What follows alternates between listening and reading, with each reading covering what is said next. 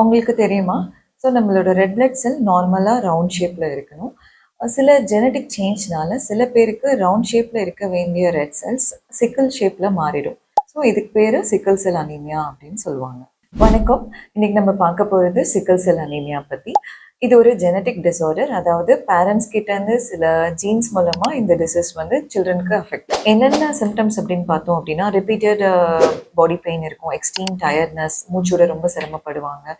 And எக்ஸ்ட்ரிமிட்டிஸில் பார்த்தீங்கன்னா பெயின்ஃபுல்லாக இருக்கும். Sometimes கை கால்களில் பெயின்ஃபுல்லாக இருக்கும். ஸ்கின் ரொம்ப பேலாக இருக்கும்.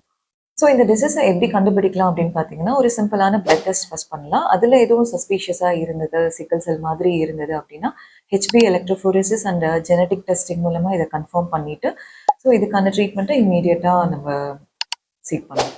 ரொம்ப சிவியராக ஆச்சு அப்படின்னா ரிப்பீட்டட் பிளட் டிரான்ஸ்ஃபியூஷன்ஸ் தேவைப்படும்.